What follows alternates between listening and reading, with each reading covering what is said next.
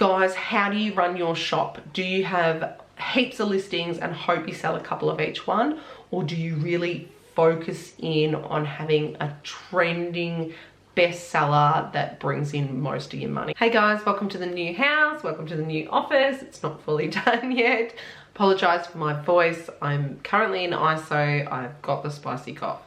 But I wanted to share with you today our July income report because I recently shared April, May, June, and I wanted to show you how quickly it can change in your shop if you just keep working hard. In July, we had 10,000 visits, we had 453 orders, and 4.2% conversion rate. Now, I know in my last video, you guys kind of said, hey Ali, have a look at your conversion rate. Can you get it higher?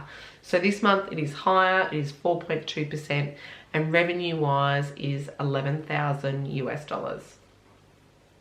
So orders wise, we got 453, and our top day was the 27th of July when we got 30 orders in that one day.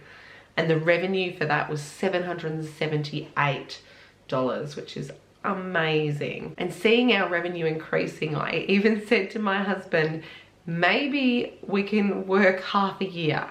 Now, I didn't literally mean not work at all for the first 6 months, but just keep the shop ticking along. This Q3 and Q4 is where we make the most amount of our money. So you can see this here, July has just picked up. So how do we do it? Back to school. As you know, I am big on the teacher shirts because they buy multiples. So if they do it in that one order, you make more money on it because the shipping is cheaper. So I charge everyone $4 US per shirt. If they buy four times 4 is 16 US dollars. That is how much they will be charged with shipping. And people are happy to pay that. A lot of people don't even talk to me about it. They just order. And when I wake up in the morning, there they are. But the shipping for me using Monster Digital starts at $4, and then for every shirt after that is $2. So you make more money on it. So last month I shared how there wasn't really a standout kind of listing, whereas here you can see we've got one. We sold 144 shirts. It was 3,000 US dollars. And these guys are all teacher shirts. They're all teacher shirts. So just to keep it in perspective, June, we had a revenue of 3,000 US dollars and our conversion rate was 2.1% with only 134 orders.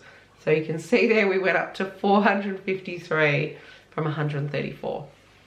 So how did they find us? Like I said, we're running ads. At the moment, our ads are only $2 a day. We initially started with $5, but now we are $2 a day. And that is just getting us found, and we are finding that other shirts out there are getting found as well. So it's not just the ones that we have on ads. So here's our ad stats. So views from ads is 7,000. Ad clicks is 131. We got 11 orders from there, and our revenue from ads was 260 US dollars, and we ended up spending 58 US dollars. Now, because we only do 2 US dollars per day, I think that money gets used pretty quickly. And so we don't have a lot of people that are actually coming through with the ads. You know how if you get an ad, they have like an announcement symbol that goes next to that person's name, so you know that they were found through that ad. Well, we don't get a lot of those. And as you can see, I mean, there's only 11 orders from ads, but we're there. We're doing what the algorithm wants. We're giving Etsy some money. So it's working for us. I don't have experience doing more, like 10 US dollars a day or 20 US dollars a day, if that skyrockets. I know when we were doing 5 US dollars a day, we were nearly not breaking even. So that's why we downed it to $2 just to kind of play the Etsy game. So the thing about ads is it's really important that you analyze your statistics, and we do this every couple of days, and I'll do it and hubby will do it.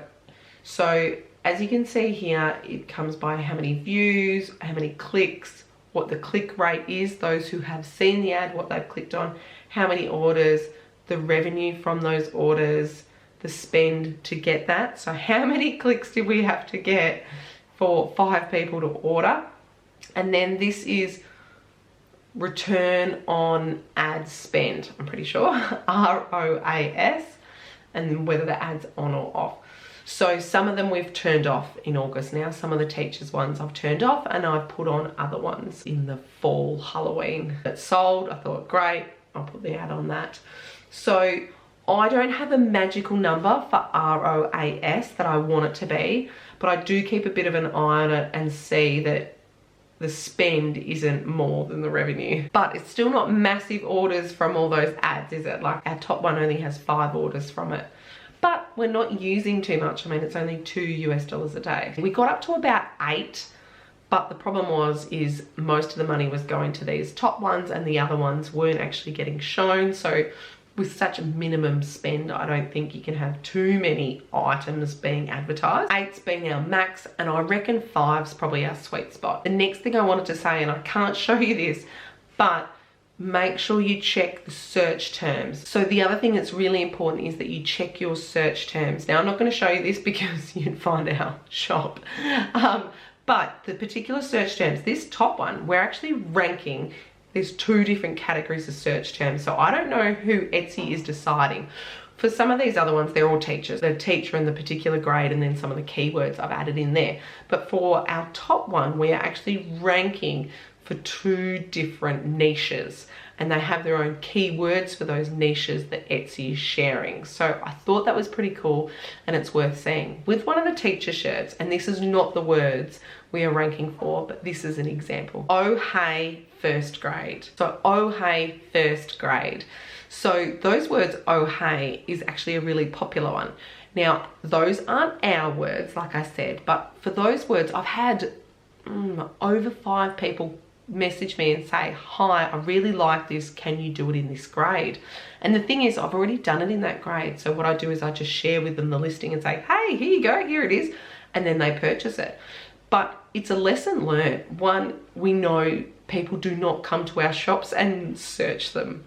They type in Etsy, the search engine, what they want, and it needs to kind of show up on that first, second page. The other thing is that it's exciting that even though I didn't have an ad for every single grade, because I had those keywords, I was being shown to different grades when they were typing in oh hey. So guys, I wanted to let you in on that because it's very positive that just because you don't have an ad on that particular grade, because I had the long keyword in front, they were still seeing that ad. The tax spreadsheet that I use, I'm going to link below for you guys again. I took a screenshot from Etsy this time with what our net profit was. So July 2022, this is in Australian dollars, 15,928. Fees wise, 2,200. Marketing, $100. And the total sales was 18,000. So even with the fee increase, we're still making more money than if we had a Shopify store. So I can handle the fees. You just need to factor it into your price. So that's July, ignore June, income and expenses. Printify cost us 9,000. Etsy paid us 18,000. Super simply, it worked out 8,500 Australian dollars, which is awesome. That's, you know, $2,000 a week. And US dollars is 5,900. Shipping wise, this is the last month that we have free shipping on sweatshirts. First day of August, put shipping on. And then t-shirts, like I said, we're still doing the $4 US. Redbubble, I haven't made any changes to that, but we made 3 sales. Same with merch by Amazon. Now, if you're on Printify and I don't know what their number of sales you need to get the phone call with your success manager. We had one, he was an Aussie, but he left, so on to someone else. We've talked to once, but we need to do another call. But whoever I have, like in my emails, I just say, hi, could you please send the infographics? Because guys, it's such a valuable skill for our businesses, is we need to analyze what is working and what is not. Now, the first thing I want to share with you right here, which I was a bit blown away by, is all the top shirts are white. So medium, large, small, extra large, they are all white, which, to be honest, last year in the first year, I thought, why would teachers want white shirts? So I did a lot of darker shirts, thinking, you know, kids and their sticky fingers, they're just gonna be, but you know, maybe that's more kindergarten. The higher grades obviously aren't gonna be touching you. But anyway, I just thought white shirts, no, you know, some of them can be quite see-through. I just thought people would go for the darker shirt. So wrong. Look at that. That just tells me they're how wrong. So this year I went white. I went white, athletic heather, heather ice blue, heather peach. I went a lot of the lights, which I did the end of the back to school time last year, which did help, but this year was onto it straight away, and that is just so cool. So I wanted to share that with you guys. Texas, as always, is our big spender, and Monster Digital has a factory here in Mexico, so it does get to the Texans quite quickly, which is great. Monster Digital is our main one, and I have created some listings for the smalls and the 3 extra larges. They have the same size. So if, and you guys can't see this bit because I blocked it out because it's got our design names. Number 1 is that viral one, and then third down is small size for it. So people who are small or 3 extra large get my modified design, where I increase the design, the edges of the design are 13.25 inches. My standards are just 12, and I'm happy for a medium. I haven't had any complaints with them having the 12 inches, but the smalls, I was finding it was too small. Their shirts, it looked too small. And I've looked at other people's shops where you see those photos, and I was like, that must be a small sweatshirt. It's just too small. So that's what I've been doing, and it's been working so well. I stopped transferring them to Swift POD because they're more expensive. It was just cutting into our profits. And I've got really quick now. I had one come in this morning that it was a small. I just duplicate the listing, make it bigger, and then change the start of that title to small size. I don't send it to Etsy. This is all just what I keep in Printify. And for our bestseller, it has sold, I think it was about 24 of them. So once you've set it up once, it's super easy to do it, and I've had no complaints. And I've actually seen a group of teachers, and I know they all bought differently. They weren't all in one order, and you can tell that even the 3 extra large, the design looks really good on it, and the small isn't super small. The designs look big on everyone, which is what they want. They want to stand out with what grade they are. And they've just recently been sending me this infographic as well, which I think is so cool. Red is this year, blue is last year, and as you can see the comparison for May, we were super close.